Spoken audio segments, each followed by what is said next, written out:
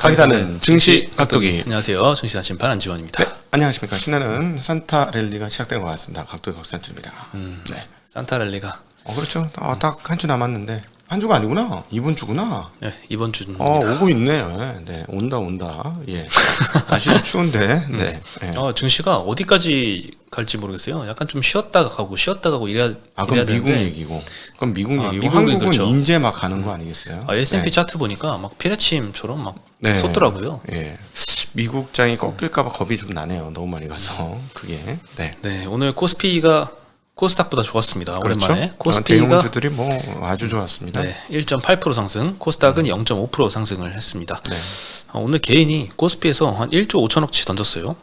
기관이 한 1조 1천억치 샀는데 뭐 이렇게 많이 팔았나 싶어서 뭘 팔았는지 보니까 네. 그냥 뭐 삼성전자 5천억 팔고 개인이 기아, 현대차 한 1,400억, 900억씩 그냥 오늘 많이 오른 대형주들을 그냥 정리를 한 것 같아요. 네. 그리고 기관이 삼성전자, 하이닉스, 현대차, 셀트리온, 기아 이렇게 많이 샀어요. 네, 자동차 주식들이 특별히 눈에 띄었고 삼성전자가 2% 정도까지 올라서 굉장히 눈에 띄는 날이었습니다. 예, 삼성전자가 계속 하이닉스보다 뒤쳐졌잖아요. 그렇죠. 오늘은 조금 더 많이 올랐습니다. 그 키 맞추기 할 때가 됐어 보면 기본적으로 뭐 나쁠 건 없는 상황이니까. 네. 네, 그리고 국고채 한국 10년물이 3.2%대로 내려왔습니다. 어제까지도 해서 3.3%대였는데 쭉쭉쭉 내려오더니 이제 계속 내려오네요. 경기 진단책이 필요할 수도 있다는 이창훈 총재의 발언이 좀 있었습니다. 네. 그렇게 악화됐다는 뜻인가요? 경기가 안 좋으니까 뭔가를 좀 해야 된다는 톤의 이야기를 해버렸어요. 네. 네, 오늘 업종별로는 운수 창고 해운주들이 뜨겁습니다. 요즘 HMM 인수건 때문에도 막 상한가 가고 네. 뭐 급등하고 이런 섹터들이 좀 많이 나오고 있고요. 한익스프레스, HMM이 20%대 상승했고요. 네. 흥하해운, KSS해운, 현대글로비스 뭐 다 같이 많이 상승을 했습니다. 네. 뭐 한진칼도 오늘 13%나 올랐네요. 네네. 네, 기계 섹터에서는 두산 로보틱스가 혼자 끝도 없어요. 예. 끝도 없습니다. 거기 진짜. 대장주가 또 제일 많이 올라요. 로봇주에서. 그러니까 저거는 실적 발표할 때 조금 오히려 좀 두렵겠다 실적이. 주가에 하고 좀 따로 놓을 테니까 실적은. 네. 뭐 LS 머티리얼즈도 그렇고 에코 프로 머티리얼즈도 그렇고 신규 상장한 종목들이 네. 뭐 이렇게 가볍게 쭉쭉 올라가는 것 같아요. 신기하죠, 진짜. 네. 그리고 두산 밥켓, CS 윈드, 현대건설기계도 기계 섹터 오늘 다 같이 좋았고요. 네. 운수 장비에서는 자동차가 뿜었습니다. 뭐 오늘 진짜 오랜만에 그동안 한풀이 무슨 피크아웃 논란을 그냥 한 방에 매기면서 뚫은 느낌이죠. 네. 그렇죠. 피크아웃은 한창 한 1년 전부터 계속 얘기했었는데 네. 이제 금리 인하기 때는 그 금리가 올라가는 구간에 제일 피해 본 애들이 좀 많이 올라오겠다 이런 얘기 많이 들었고 그리고 그 중에 대표적인 게 완성차 업체 그리고 중고차 업체 이런 애들이잖아요. 네. 그런 애들이 요즘 좀 슬금슬금 올라오고 있는 모습 보입니다. 그리고 의약품 sek터 증권주도 오늘 좋았는데 증권주에서는 한화투자증권이 오늘 6%대 상승했고 네. 우선주는 10% 넘게 올랐어요. 이게 한화투자증권은 요즘에 증권주라는 생각보다는 약간 벤처회사 같아요. 코인주 느낌도 있어요. 뭐 코인 회사에도 관련주. 지분 네. 투자를 했었죠. 그래서 네. 오늘 올랐던 거는 토스 때문입니다. 토스가 상장 추진한다고 해서 그 토스뱅크 지분을 갖고 있는 한화투자증권이 또 올랐고요. 이랜드도 지분을 갖고 있거든요. 네. 거긴 이월드는 상한가를 갔습니다. 네, 뭐 10조 설 돌고 있습니다. 상장 토스, 지분 가치가요? 토스 그렇죠. 10조 싶다. 네. 재작년에 이제 투자 받을 때 8.5조 원 기업 가치를 인정받아서 네. 뭐 10조 원 뭐 할만할 것 같은데 쿠팡보다 밸류가 높아요. 근데 카카오뱅크로 한번 당하신 분들이 계신데 호락호락 할까 싶기도 해요. 그게 참 애매합니다. 네. 네, 좀 이따 다시 자세하게 좀 말씀드리겠습니다. 네. 삼성전자가 또 HBM 관련해서는 하이닉스한테 조금 뒤지고 있는 모양새인데 네. 자꾸 이제 엔비디아의 납품 성공했다 하는 단독 보도들은 한 번씩 계속 나오고 있습니다. 네. 어제도 알파경제라는 데서 단독 보도로 나왔는데 내년 초에는 엔비디아에 HBM3를 공급을 한다라고 합니다. 뭐 엔비디아에서는 내부 승인 완료했다고 보도에 적었고요. 내년 초에 공급을 뭐 시작한다. 근데 뭐 삼성전자 공식 입장은 아니고 시장에서는 조금 의구심은 아직 갖고 있는 것 같아요. 언론을 못 믿겠어요. 이제 하도 이런 일이 너무 많아가지고 지금 한 네. 세네 번째 보는 것 같아요. 그냥 일단은 못 믿겠어. 그냥 나오면 나오는 걸로.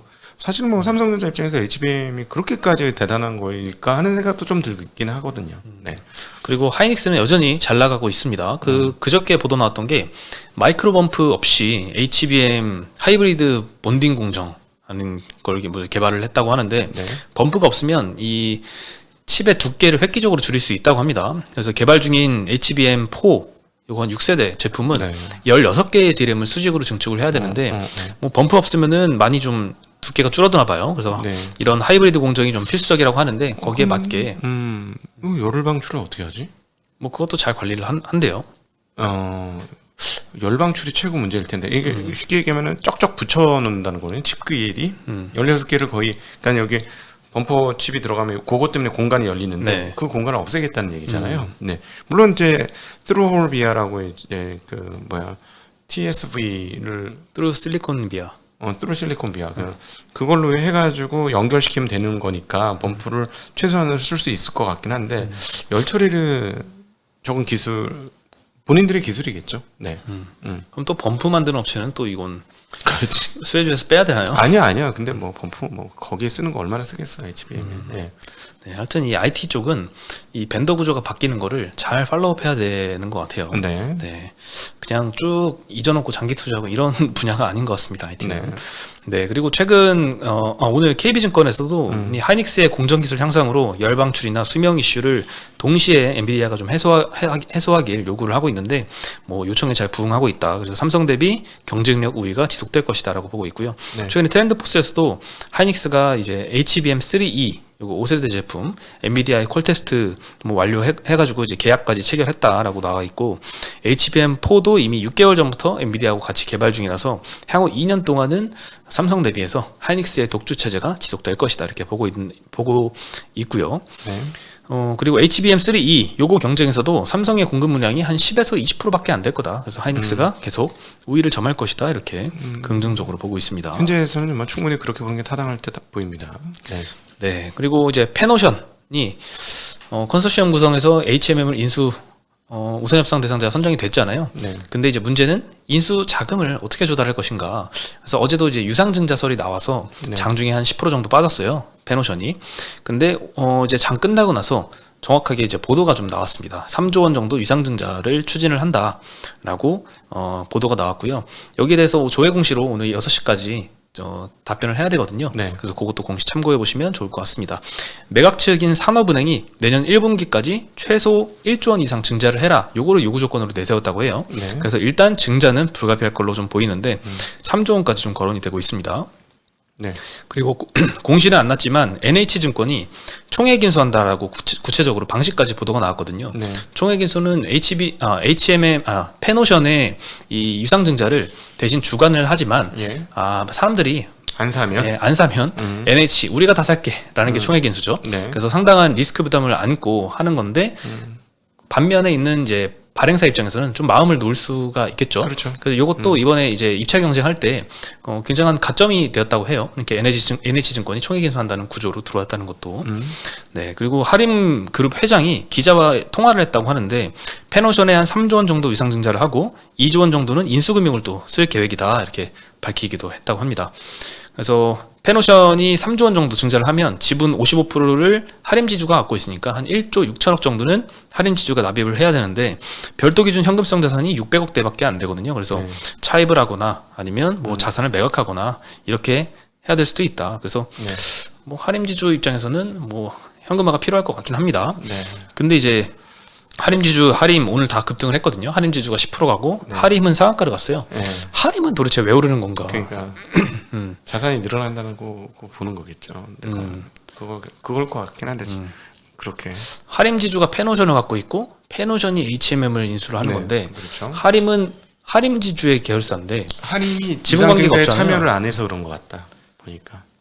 그럼 유상증자 참여 안 하면 아무것도 아니잖아요. 유상증자를 좀 덜 하니까 모든 부담이 페노션에 갔잖아요. 그렇죠. 페노션에 이제 부담이 가서 페노션 주가는 좀 이틀 동안 하락을 했는데 네.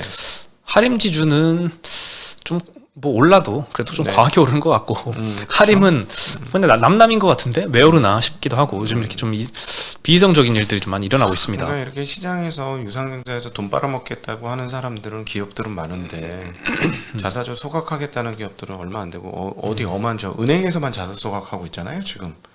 자사 소각하면은 하지 말라 그러고 또 참 우리 참 답답합니다 소액주주들은. 네. 참 그렇습니다. 그 대신증권도 이제 페노션의 증자 가능성이 높다고 보고 목표가를 한 36% 정도 하향을 해서 4,500원 제시를 했고요. 네, 그렇습니다. 그리고 현대기아차가 러시아 공장을 매각을 했는데 14만 원 정도에 매각을 했습니다. 충격적인 일이에요. 네. 네. 뭐 그동안 이제 그 러시아 정부가 공장을 몰수할 수도 있다 이런 리스크도 좀 있었는데 거의 이 정도면 몰수한 거죠. 몰수한 거죠. 뭐. 마땅한 예, 거니까. 14만 원을 받고 팔았는데 다행인 거는 이제 2년 뒤에 다시 되살 수 있는 바이백 조건이 좀 달려 있다고는 하는데 네. 뭐 그때 가봐야 알 것 같습니다. 어쨌든 기존에 조금 불확실성이었었는데 그게 좀 해소가 됐다는 측면에서 주가는 좀 긍정적으로 작용을 했던 것 같고요. 네. 21년도만 해도 이 러시아 법인이 돈을 굉장히 잘 벌었습니다. 네. 순이익이 1,700억 흑자가 났거든요. 근데 우크라이나 전쟁 터지면서 22년도 되자마자 3월부터 바로 공장 셧다운 되더니 네. 실적이 추락하기 시작했습니다. 일단 매출이 21년도에는 3조 2천억 하던 이 공장에서 네. 22년 되니까 3분의 1로 줍니다. 1조 원으로 줄었고요. 23년도 3분기 누적으로는 매출이 300억 나왔어요. 네. 1조가 그냥- 1,000억 됐다가 거기서 또 3분의 1 토막 났으니까 100이 3된 거죠. 뭐 갖고 있는 거 조금 물건 팔고 끝난 거지 뭐 아무것도 안 한 거죠. 그렇죠. 아무것도 그냥 네. 영업 활동을 하지 못한 거죠. 그래서 매출이 거의 이렇게 빵에 가깝게 떨어지니까 순이익에 급감하죠. 21년도에 플러스 1,700억이었다가 22년도에는 마이너스 2,300억으로 그리고 3분기까지 올해 누적된 거는 마이너스 2,700억 가까이 손실을 보고 있습니다. 네. 그래서 이게 매년 2, 3천억씩 이렇게 손해 볼 거 여기서 자르는 것도 예, 불확실성 해소로 작용을 했던 이유지 않나 이런 생각이 듭니다. 기업들은 이런 거 제일 싫어하는 거죠. 자본 갖고 들어갔는데 갑자기 정치적 불확실성이 뻥 터져가지고 이런 일 한번 당하면 정말 그동안 애쓰고 노력했고 했던 거 물거품이 되니까 아예 이런 가능성이 있는데 잘 안 들어가려고 하는 거잖아요. 그렇죠. 그리고 러시아에서 또 현대차가 인기가 많았잖아요. 네. 그리고 뭐 경영을 잘못해서 실패한 것도 아니고 이런 갑자기 전쟁 터져서 이러면 참 억울할 것 같아요. 경영자 입장에서도. 그럼요. 그러니까 지금 최근에 중국의 어떤 그 지도층에 대한 신뢰가 깨지니까 홍콩에서부터 돈이 계속 빠져나간 거다. 또 이렇게 볼 수 있죠. 네. 네. 그리고 이제 22년도 말에 이 공장의 장부 가치가 4,100억 정도였습니다. 네, 현대차가 2,800억, 기아가 한 1,200억 정도 지분율을 갖고 있고 이번 매각으로 인식될 손실 규모가 한 4분기 정도에 인식될 것 같은데요. 현대차가 마이너스 4,700억 정도, 기아가 마이너스 1,400억 정도 추정이 됩니다. 이게 거의 뭐 빵원 받고 판 거니까 기존에 있던 장부 가치는 다 상각을 해야 되고 그리고 또 그간에 누적된 손실이 또 있겠죠. 그 네. 추가로 반영해서 손실로 아마 떨 거다라고 생각이 듭니다. 다만 현대차와 기아가 굉장히 좀 규모는 큰 회사라서 이 러시아 공장으로 인한 손실이 전체 실적에 끼치는 영향은 굉장히 미미합니다. 현대차에는 한 4% 비중, 기아는 한 2% 비중으로 뭐 실적 타격은 제한적이다라고 볼 수 있겠죠. 다만 오랜 기간 동안 좀 불확실성이 있었기 때문에 요거는 오히려 해소되는 측면으로 볼 수 있을 것 같습니다. 네. 네, 과연 2년 뒤에 다시 바이백해서 그러면은 성공이죠. 어떻게 네, 보면. 다시 뭐 2천억, 3천억 근데 이렇게 이제 돈 버는 회사가 됐으면 좋겠네요. 그 사이에 이제 중국 전기차나 중국 차들이 워낙 많이 팔려가지고 시장 점유율을 엄청나게 올려놔가지고 과연 그 다음에 어떻게 할까 하는 걱정은 좀 있습니다. 네. 네, 그리고 한국의 컴퍼니 한 번씩 이렇게 업데이트를 드리는데 공개 매수 이제 거의 실패 가닥으로 가지 않았나 싶습니다. 야, 근데 MBK가 이렇게 허술하게 끝낼까 하는 생각도 들어요. 사실은. 네. 근데 우군이 참 많은 것 같아요. 19일 날 일단 어제 잠깐 하고 또 공시가 나왔는데요. 조양래 명예회장이 한 1% 추가 매수했습니다. 네. 그래서 총 4%가 됐고요. 효성 첨단 소재도 한 0.35% 추가 매수해서 0.5%가 됐습니다. 네. 효성 첨단 소재가 이제 사촌지간이라서 우군으로 좀 들어오는 것 같고요. 그리고 오늘 오전에 단독 보도 난 것 중에 가장 결정적이었던 변수였던 것 같은데 고려 아연이 기존 대주주 측에 서면서 이미 기존 대주주 합산 점유율이 50%가 넘었다라고 단독 보도가 났습니다. 이거는 사실 여부는 팩트 체크가 안 돼요. 왜냐면 고려아연은 지분이 특수관계자가 아니라서 네. 지분 뭐 5% 이상 안 갖고 있으면 지분 그 공시 대상이 아니기 때문에 네. 1% 갖고 있을지 5%, 3%, 4% 갖고 있을지 알 수는 없습니다. 네. 근데 이제 어제까지의 이 조양래 회장 추가 매수로 인해서 대주주 측 지분율 합산이 총 48%가 됐기 때문에 고려아연이 지분 매수한 게 2%가 넘었다면 네. 게임 끝. 그게 안 됐다면 아직 여지가 쬐끔은 남아 있는 거죠. 근데 뭐 거의 뒤집힐 가능성이 없다. 어제도 말씀드렸지만 이제 더 이상 조양래 회장이고 누구 우군이건 아무도 이제 추가 매수를 안 한다고 해도 남은 유통 물량 거의 전부 다가 90% 이상이 거의 95% 이상이 네. 다 공개 매수에 응해야 되는데 응한다는 점은 한국 투자증권인가요? 주관사가 거기 계좌 개설하고 다른 데서 샀다면 그쪽으로 주식을 옮겨서 직접 지점 가가지고 공개매수 신청서 쓰고 나와야 되는데 그 번거로운 절차를 귀찮아서 안 하는 사람들도 분명히 있을 테니 전부 다 공개매수를 하기는 좀 힘들지 않을까라는 생각이 좀 듭니다. 주가가 좀 떨어지게 이것 때문에 주가가 떨어질 거 아니에요. 이렇게 되면은 지금 향후에. 17,000원대 정도 예. 기록 중에 있습니다. 그럼 결국 이제 2만 얼마니까 2만 1,000원 안 되죠. 그러니까 2만 1,000원 정도인데 거기보다 차익 거래가 가능하잖아요. 물론 저 위쪽 옛날 고점에서 잡았으면 몰라도 차익 거래 가능하니까 이거는 공개 매수를 할 수 있는 물량은 커질 수도 있겠는데 뒤집어서 보면. 차익 거래를 한다는 거는 지금 17,000원일 때 사서 네. 24,000원에 공개매수 응한다는 건가요? 그렇죠. 네. 아, 근데 좀 리스크가 있죠. 그 네. MBK가 또 똑똑하게 안 한다. 20% 이상 공개매수에 응한 사람이 없으면 거기에 미달하면 네. 그냥 한 주도 안 사겠다. 이런 조건을 걸었기 때문에 네. 지금 유통 물량 전부 다 신청해야지 20% 넘게 할 수 있을 것 같거든요.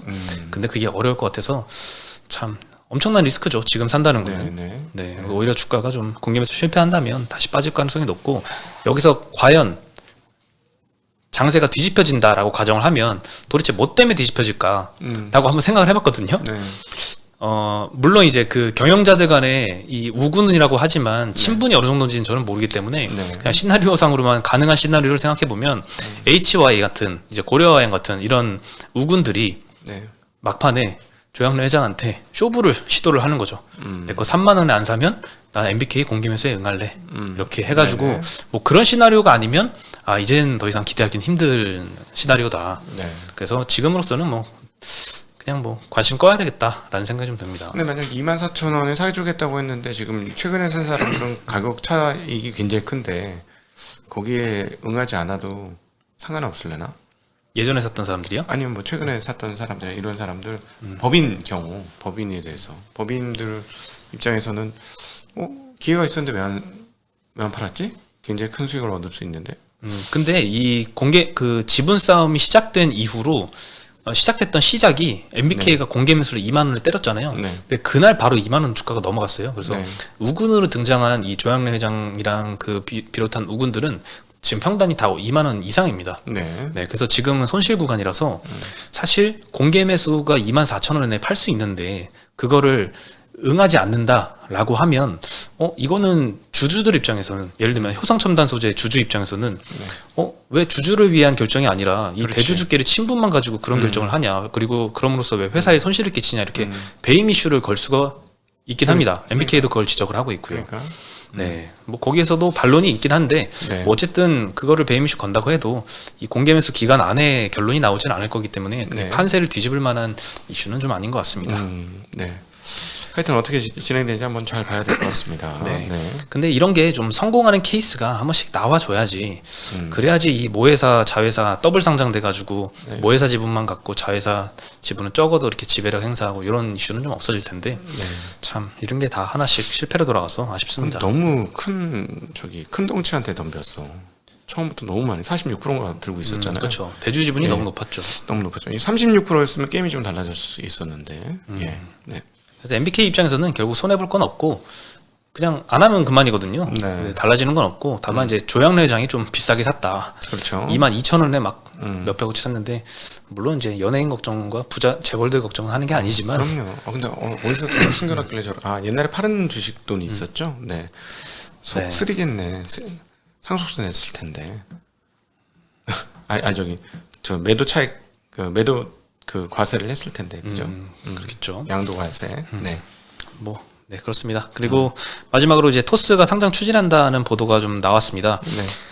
근데 이제 굉장히 좀 밸류가 높더라고요. 이번 주에 증권사들의 입찰 제한 요청서, 그러니까 주관사 선정할 테니까 한번 입찰 제안해봐, PT 시켜줄게 이런 거거든요. 근데 이거 신청하면 뭐 몇 달 걸려요, 또 선정하는데. 그리고 또 실제 상장까지 가는 데는 또 오랜 시기 걸리기 때문에 아마 25년도에 상장하지 않을까라는 생각이 들고 아직 먼 이슈지만 오늘 처음으로 보도가 나와서 오늘 장중에는 크게 이월드, 한화투자증권 이런 토스 비버 리퍼블리카가 상장을 하는 건데 그 비바 리퍼블리카 자회사인 토스뱅크 지분을 갖고 있는 이 두 상장사가 오늘은 좀 급등을 했던 것 같고요. 뭐 예전에 카카오뱅크가 상장할 때 이걸 플랫폼으로 봐야 되냐, 은행으로 봐야 되냐 이런 논쟁이 붙었잖아요. 네. 뭘로 보느냐에 따라서 완전히 달랐죠. 저희는 무조건 은행이라고 봤습니다. 은행은 규제 산업이기 때문에 플랫폼 안 돼. 네. 좀 달라. 그때도 재밌었죠. 그때가 DGB 증권인가 어디서 그 은행으로 보고 목표가 한참 낮게 썼다가 완전 욕을 많이 먹었잖아요. 그렇죠. 그리고 보고서 삭제되는 일까지 있었는데 뭐 지금은 뭐 그런 환경은 아니라서 자유롭게 의견 개진이 가능한데 뭐 어떻게 생각하시나요? 은행이죠. 아 토스는 근데 은행 그 증권사, 보험사 다 갖고 있기 때문에 결제사까지 있기 때문에 아니, 거의 금융지주라고 봐야 되는데 이걸 금융지주로 볼 것이냐 아니면 플랫폼 회사로 볼 것이냐에 따라서 또 천차만별인 것 같아요. 아니 그럼 그렇게 보면 신한지주, 뭐 우리지주, 무슨 모든 지주, 국민지주 뭐 다 마찬가지잖아요. 뭐 다른 똑같죠. 것들은 밑에 다 갖고 있는 회사잖아요. 근데 뭐 다 규제 안에 있고 뭐 하라고 하고 안 하고 하는 것 다 정해져 있는 게 이 업이잖아요. 그래서 제가 보기에는 그 정도로 뭐 이렇게 다른 쪽 플랫폼이 하는 것만큼의 플랫폼의 역할을 하기는 좀 어렵다라고 봅니다, 개인적으로. 또다시 IPO야. 근데 어쨌든 올해 아니더라도 그렇죠. 이것도 대여죠. 대여죠. 네, 8조 원 이상 예상이 되니까 시장이 계속 끝없이 물타기가 되는 거야, 한국 시장. 그러니까 지수가 올라갈 수가 없어. 지수 투자하면 안 된다. 네. 네. 그리고 비바 리퍼블리카도 이제 뭐 재무 상태를 보니까 계속 적자만 보고 있습니다. 네. 네. 근데 이제 유상증자를 21년도도 대규모로 하고 22년도도 대규모로 하면서 자본은 계속 늘어왔는데 네. 왜냐면 돈을 계속 쓰면서 영업을 하고 있으니까 계속 자금 조달의 이슈가 있죠. 그리고 뭐 사실은 뭐 이렇게 조금 생태계를 바꿀 수 있는 회사들이 이렇게 새로 올라오는 것은 소비자 효용에 있어서 좋은 거라서 전체 사회 전체로 보면 나쁜 건 아닌데 주식시장 입장에서는 이렇게 돈을 빼가는 것만 잡고 있고 넣는 건 없으니까 그나마 은행들은 요즘 소각은 하려고 해서 그거는 좀 조금 일부 하게 해주지 뭐. 얘네나 여력 있는 얘네라도 좀 해야지. 그다음에 자본을 줄여야 돼요. 안 그러면 대출이 끝없이 늘어나요. 그럼 다 같이 죽어. 자본이 많으면 자본 효율성을 높이기에 대출을 안 해줄 수가 없는 게 은행의 본능, 생존 본능이자 운명이잖아, 운명. 네. 대출 많이 해주면 지금도 대출 뭐 개인 대출 너무 많아갖고 나라가 자빠지네 마네 이러는데 여기서 추가 대출을 더 해준다? 추가 대출 안 해주기 위해서 자본을 좀 줄여야 됩니다. 돈 버는 쪽쪽 좀 녹여야 돼요. 없애버려야 돼 자본을. 그러려면 자사주 매입을 소각을 해야지. 소각을 하고 해서 소각하거나 소각까지 해야 배당을 자본이 주거나. 배당을 하거나 소각을 해야 없어지는 거니까. 아니면은 뭐 이익 많이 내지 마라. 그럼 뭐 그래도 계속 자본이 늘어난다. 어떻게 할 거야 현재 구조에서. 그리고 또 이익을 적정하게 보전하고 있다가 위기 빠졌을 때 거기다 메꿔 넣어야 될 거 아니야. 막 터지면은. 괜히 그렇게 안 하고 대출 많이 늘어주고 해가지고 부동산 가격 30% 떨어지면 이제 시스템 리스크 온다 뭐 이러면서 걱정하고 있으면서 또 돈 넣어가지고 이번에 올해 특례보금자리 조철해서 또 다시 부스팅 시키고 아닌 것 같아요. 이런 행동은 아닌 것 같습니다. 그리고 네. 이제 카뱅처럼 플랫폼으로 본다고 해도 네. 이 토스 비바 리퍼블리카는 밸류가 좀 너무 높아요. 지금 8.5조 원이 지난 투자 받을 때 했던 건데 물론 이거보다 상장할 때 더 높은 가치를 목표로 하겠지만 8.5조만 한다고 해도 PBR이 10배거든요. 네. 근데 이제 금융지주들은 PBR 0.3배대잖아요. 네, 그렇죠. 근데 카카오뱅크는 한 2배 정도 됩니다. 근데 그에 비해서 10배면 조금 한국 시장에서 플랫폼들이 받는 플랫폼 업체가 받는 멀티플보다 좀 더 많이 받는 네. 거다. 쿠팡이 지금 한 10배 받고 있거든요. 그래서 미국 시장에 상장된 쿠팡과 비슷한 밸류를 받고 있으니까 과연 그 정도를 우리 시장이 인정해 줄지는 가봐야 할 것 같습니다. 네. 뭐 하여튼 뭐 저희 연말에 오늘 장이 좋아서 많이 좋았고요. 네. 또 하실 얘기 있으세요? 없습니다. 네. 저희 이제 연말에 크리스마스를 맞아서 열심히 기부 활동을 좀 하고 있어요. 네. 그래서 그거를 하면 네. 여기에 기부를 하시고 기부 영수증 저희 이메일 쪽으로 이메일 알려드리겠습니다. 내일부터 이메일 보내시면 기부 영수증도 받으실 수 있고요. 네. 그리고 내년도에는 우리 함께 가실 수 있는 분에 한해서는 한번 몸으로도 한번 가봤으면 싶습니다. 네. 그럼 저희는 여기서 인사드리겠습니다. 네, 안녕.